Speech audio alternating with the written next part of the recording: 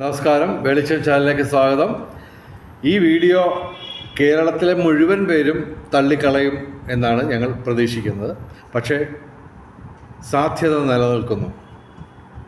Okay, അതിന് കാരണവും നിരത്തുന്നുണ്ട്. ഏകദേശം 8-9 കാരണങ്ങൾ ഞങ്ങൾ നിരത്തുകയും ചെയ്യുന്നു.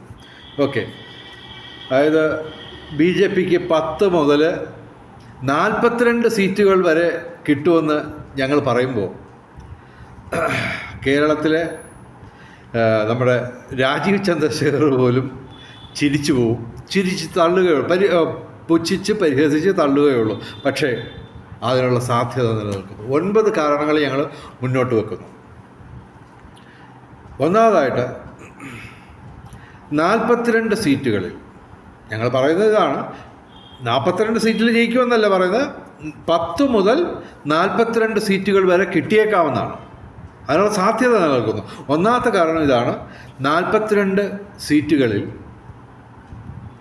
ശക്തമായ ത്രികോണ മത്സരമാണ് നടക്കുന്നത്. ഓക്കെ, അപ്പോൾ അവിടെ ഈ 42 സീറ്റുകളിൽ ഏകദേശം 30,000-ന് മേളിൽ വോട്ട് BJPക്കുണ്ട്. ശക്തമായ ത്രികോണ മത്സരം നടത്താൻ BJPക്ക് നേരത്തെ തന്നെ ഈ ഇലക്ഷന് മുമ്പ് തന്നെ കരുത്തുണ്ട്. ഓക്കെ, അപ്പോൾ ഈ ത്രികോണ മത്സരമാകുമ്പോൾ ഏകദേശം 50,000 വോട്ടൊക്കെ പിടിക്കുകയാണെങ്കിൽ തീർച്ചയായിട്ടും വിജയസാധ്യത കൂടുകയാണ്. അപ്പോൾ 30,000 വോട്ടിൽ നിന്ന് പെട്ടെന്ന് 20,000 വോട്ട് കൂടുമോ? അങ്ങനെ കൂടിയിട്ടുണ്ട് പല സ്ഥലത്തും. ഇന്ത്യൻ സ്റ്റേറ്റുകൾ പലയിടത്തും അങ്ങനെ കൂടിയിട്ടുണ്ട്. പിന്നെ ഇപ്പോൾ ഇത് കേരളമാണെന്നൊക്കെ പറയും. പക്ഷെ സംഭവം 42 സീറ്റുകളിൽ ശക്തമായ ത്രികോണ മത്സരം നടക്കുന്നു. അതിൽ ഈ 42 സീറ്റിൽ ആർക്ക് വേണമെങ്കിലും ജയിക്കാം എന്ന് പറഞ്ഞാൽ 42 സീറ്റിലും BJPക്ക് ജയിക്കാം. സാധ്യത നിലനിൽക്കുകയാണ്. ഇനിയും കാരണങ്ങൾ നിരത്തുക. പല റിപ്പോർട്ടുകളും സൂചിപ്പിക്കുന്നത് മുസ്ലിം വിഭാഗത്തിൽ നിന്ന് ഏകദേശം 4% വോട്ട് BJPക്ക് കിട്ടുന്നു എന്നാണ് റിപ്പോർട്ടുകൾ വന്നിട്ടുള്ളത്.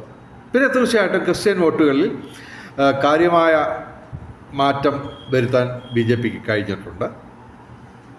പിന്നെ ഇതുവരെ BJPക്ക് ഇന്നേ വരെ വോട്ട് ചെയ്യാത്ത പല വിഭാഗങ്ങളും കൂട്ടത്തോടെ വോട്ട് ചെയ്തിട്ടുണ്ട്. അത് 1-2 പേരല്ല, ഏതെങ്കിലും 1-2 സ്ഥലത്ത് മാത്രമല്ല, കേരളത്തിലുടനീളം അങ്ങനെ വോട്ട് മറിഞ്ഞിട്ടുണ്ട്. പ്രത്യേകിച്ച് BJPക്ക് ജയസാധ്യതയുണ്ടെന്ന് പൊതുവെ കരുതപ്പെടുന്ന മണ്ഡലങ്ങളിൽ ഇതുവരെ BJPക്ക് വോട്ട് ചെയ്യാത്ത പലരും എൻ ബ്ലോക്കായിട്ട് വോട്ട് ചെയ്തിട്ടുണ്ട്. അത് കേരളത്തിലുടനീളം സംഭവിച്ചിട്ടുണ്ട്. എനിക്ക് നേരിട്ട് അറിയാവുന്ന കാര്യങ്ങളാണ്, നേരിട്ട് മനസ്സിലാക്കിയ കാര്യങ്ങളാണ് ഞാൻ പറയുന്നത്. അത് എന്നിട്ട് ഈ പറഞ്ഞ പോലെ ഒരു മാധ്യമവും നടത്തിയ സർവേയിൽ ഇങ്ങനൊരു പ്രശ്നമേ ഉദിക്കാം. ഇത് 1 സീറ്റ് മുതൽ അല്ല, 1 സീറ്റ് അല്ല, 0 സീറ്റ് മുതൽ 14 സീറ്റ് വരെ എന്നൊക്കെ പലരും പല രീതിയിൽ പറഞ്ഞു കഴിഞ്ഞു. ഓക്കെ, പക്ഷേ ഈ 42 സീറ്റിൻ്റെ കാര്യം വേറെ ആരും പറഞ്ഞിട്ടില്ല. അതിനുള്ള കാരണങ്ങളും ഞങ്ങൾ നിരത്തുകയാണ്. ഓക്കെ, പിന്നെ ശരിക്കും പറഞ്ഞു കഴിഞ്ഞാൽ കേരളത്തിലെ BJP പ്രവർത്തകരുടെ എണ്ണം കൂടിയിട്ടില്ല, ഗണ്യമായിട്ട് കൂടിയിട്ടില്ല. കുറേ പേരൊക്കെ കാല് മാറിയൊക്കെ ഇങ്ങോട്ട് വന്നിട്ടുണ്ട്. പക്ഷേ എന്നാലും പ്രവർത്തകരുടെ എണ്ണം ഗണ്യമായിട്ട് വർദ്ധിച്ചിട്ടില്ല. ശരി, പക്ഷേ വോട്ട് ചെയ്യാൻ തയ്യാറാവുന്നവരുടെ എണ്ണം ഭീമമായിട്ട് കൂടിയിട്ടുണ്ടെന്നാണ് ഞങ്ങൾ മനസ്സിലാക്കുന്നത്. നേരിട്ട് മനസ്സിലാക്കിയ കാര്യങ്ങളാണ്. ഓക്കെ, പിന്നെ ഹിന്ദു വോട്ടുകളുടെ ഏകീകരണം ഉണ്ടാവുമെന്ന് നേരത്തെ തന്നെ റിപ്പോർട്ടുകളുണ്ടായിരുന്നു. അത് ഞങ്ങളായിട്ട് പറയുന്നില്ല, അത് പൊതുവായിട്ടുള്ള ഒരു കാരണമാണ്. പിന്നെ ന്യൂ ജനറേഷൻ കുട്ടികൾ, അതായത് പുതിയ വോട്ടർമാർ, അതായത് 18 വയസ്സിനും 30 വയസ്സിനും ഇടയിലുള്ള പുതിയ വോട്ടർമാർ, അവരിൽ 50% വോട്ടും BJPക്ക് കുത്തിയിട്ടുണ്ടെന്നാണ് ഞങ്ങൾ മനസ്സിലാക്കിയിട്ടുള്ളത്. അത് കേരളത്തിലുടനീളം അങ്ങനെ വോട്ട് മറിച്ചിട്ടുണ്ട്. പിന്നെ ഭരണവിരുദ്ധ വികാരം, അങ്ങനെയൊക്കെ നിരവധി കാര്യങ്ങളുണ്ട്. പിന്നെ ഒരു കാര്യമുണ്ട്, ശ്രീ VD സതീശൻ, ശ്രീ പിണറായി വിജയൻ തുടങ്ങിയ മുൻനിര നേതാക്കൾ എത്ര സീറ്റുകൾ വരെയാണ് അവകാശപ്പെട്ടേക്കുന്നത്? VD സതീശൻ 100 സീറ്റ് അവകാശപ്പെട്ടു. പിണറായി വിജയൻ ഒരു 10 കൂടെ കയറ്റി 110 ഇട്ടു. ഓക്കെ, അതിന് എന്തെങ്കിലും കാരണമുണ്ടോയെന്ന് ചോദിച്ചു കഴിഞ്ഞാൽ പ്രത്യേകിച്ചൊരു കാരണവുമില്ല. പക്ഷേ ഞങ്ങൾ 42 സീറ്റ് കിട്ടുമെന്ന് ഉറപ്പല്ല ഞങ്ങൾ പറഞ്ഞത്, അതിനുള്ള സാധ്യത നിലനിൽക്കുകയാണ്. ഓക്കെ, അതായത് എനിക്ക് നേരിട്ടറിയാവുന്ന ഒരു ഫാമിലിയുടെ കാര്യം പറയാം. ഏകദേശം 100-500 വോട്ടുണ്ട്. ഒരു വീട്ടിലല്ല, അവരുടെ ബന്ധുക്കൾ എല്ലാവരും കൂടെ ചേർന്ന് 100-500 വോട്ടുണ്ട്. അവർ ജീവിതത്തിൽ ഇന്നേ വരെ കോൺഗ്രസ്സിനല്ലാതെ ഒരു പാർട്ടിക്ക് വോട്ട് ചെയ്തിട്ടില്ല. അവർ എൻ ബ്ലോക്കായിട്ട് BJP വോട്ട് ചെയ്തിട്ടുണ്ട്. ഓക്കെ, ഇതുപോലെ കേരളത്തിലുടനീളം സംഭവിച്ചിട്ടുണ്ട്. അതുപോലെ തന്നെ ക്രിസ്ത്യൻ ഫാമിലീസും ഇതേവരെ BJPക്ക് വോട്ട് ചെയ്യാത്ത, കോൺഗ്രസ്സിനോ CPM-നോ ഒക്കെ വോട്ട് ചെയ്ത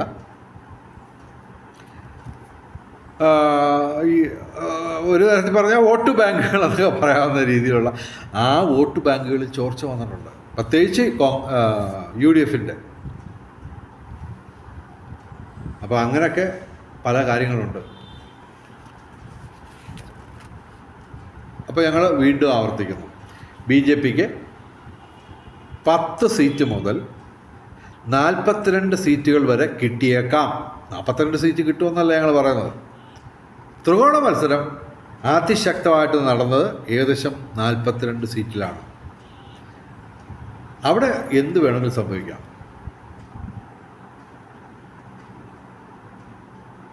അപ്പോൾ പിന്നെ UDF തരംഗം ഉണ്ടാകുമെന്നൊന്നും ആരും ഒരു സർവേയും പറഞ്ഞിട്ടില്ല.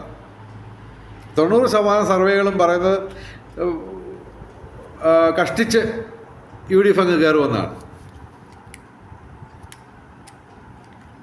പിന്നെ വേറൊരു കാര്യമുണ്ട്, ഈ സർവേകളിൽ തന്നെ പ്രത്യേക വേറൊരു വിഭാഗമുണ്ട്, അഭിപ്രായം രേഖപ്പെടുത്തിയിട്ടില്ലാത്ത വലിയൊരു വിഭാഗം ആൾക്കാർ. അത് 10%-ലധികമാണ്. ഓക്കെ, ഒരു മണ്ഡലത്തിൽ 10% വോട്ടെന്ന് പറയുമ്പോൾ ഏകദേശം പറയുന്ന പോലെ ഏകദേശം ഒരു 10,000 വോട്ടായി. 10,000 മുതൽ 20,000 വരെ വോട്ട് ആർക്ക് വോട്ട് ചെയ്യുമെന്ന് തീരുമാനിച്ചിട്ടില്ലാത്ത ആൾക്കാർ. അപ്പോൾ അതിലും ഒരു പകുതിയോളം BJPക്ക് വീഴാനുള്ള സാധ്യതയാണ് കൂടുതൽ.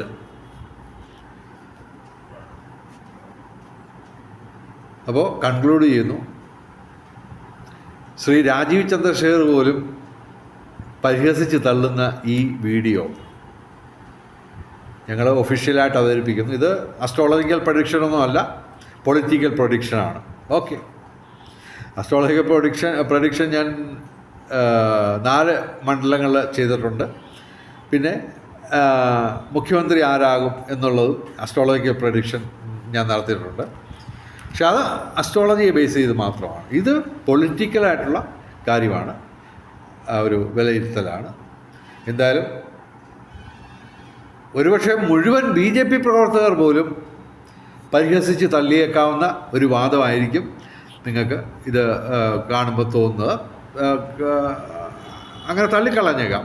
പക്ഷേ ഇതിനുള്ള സാധ്യത ഞങ്ങൾ ചൂണ്ടിക്കാണിക്കുന്നു. ത്രിപുരയിലൊക്കെ ഒരു പ്രത്യേക ദിവസം, അതായത് ഒരു സീറ്റ് പോലും ഉണ്ടായിരുന്നില്ല ത്രിപുരയിൽ BJP അധികാരം പിടിക്കുമ്പോൾ, അതിന് തൊട്ട് മുമ്പുള്ള നിയമസഭയിൽ. അതുപോലെ പല സ്ഥലത്തും പല സ്റ്റേറ്റുകളിലും സംഭവിച്ചിട്ടുണ്ട്. കാരണം എന്ന് പറഞ്ഞാൽ ഇപ്പോൾ ഞാൻ പറഞ്ഞല്ലോ, ഒരു പ്രത്യേക ഫാമിലി BJPക്ക് വോട്ട് ചെയ്തു, ഇത്രയും കാലം കോൺഗ്രസ്സിന് വോട്ട് ചെയ്തുകൊണ്ടിരുന്ന ഒരു ഫാമിലി ഈ തെരഞ്ഞെടുപ്പിൽ BJPക്ക് വോട്ട് ചെയ്തു. അവർ ഒരു 10 വർഷം മുമ്പ് എന്നോട് പറഞ്ഞത് ഇതാണ്, BJPക്ക് വോട്ട് ചെയ്താൽ അവർ ജയിക്കില്ല, പിന്നെ എന്തിനാ വെറുതെ ബുദ്ധിമുട്ടുന്നത്. ഇങ്ങനൊരു ആറ്റിറ്റ്യൂഡ് ഉണ്ടായിരുന്നു, അത് മാറിയിട്ടുണ്ട്. ഏകദേശം 10-12 വർഷം മുമ്പ് BJPക്ക് വോട്ട് ചെയ്തിട്ട് പ്രയോജനമില്ല, ജയിക്കില്ല എന്നുള്ള അഭിപ്രായം പറഞ്ഞ ഒരു ഫാമിലിയാണിത്. ആ വോട്ട് മറിഞ്ഞിരിക്കുകയാണ്.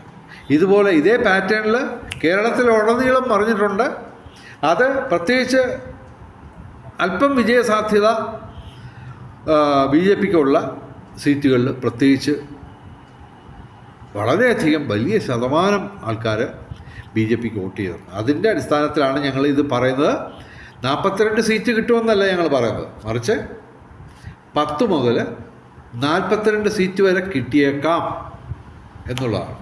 കാരണം 42 സീറ്റിൽ അതിശക്തമായ ത്രികോണ മത്സരം നടന്നിട്ടുണ്ട്, ഹരിപ്പാട് ഉൾപ്പെടെ. ഓക്കെ, എന്തായാലും കാത്തിരുന്ന ഇനിയിപ്പം മണിക്കൂറുകളേ ഉള്ളൂ ശരിക്കുള്ള കണക്കറിയാൻ. ഓക്കെ, നാളെ മറ്റന്നാൾ ഏതാണ്ട് ഇതേ സമയമാകുമ്പോൾ, ഇതിപ്പോൾ ഉച്ചയ്ക്ക് 1:30 മണിയായി. ഓക്കെ, നാളെ മറ്റന്നാൾ ഏകദേശം ഒരു മണിയൊക്കെ ആകുമ്പോഴത്തേക്ക് ഏകദേശം ചിത്രം വ്യക്തമാവും. എന്തായാലും കേരളീയർക്ക്, മലയാളികൾക്ക് നല്ലൊരു ഭരണം കാഴ്ചവെക്കുന്ന ഒരു മന്ത്രിസഭ കേരളത്തിലുണ്ടാവട്ടെ എന്ന് ആത്മാർത്ഥമായി ആശംസിച്ചുകൊണ്ട് വീഡിയോ അവസാനിപ്പിക്കുന്നു. നമസ്കാരം, ശുഭദിനം.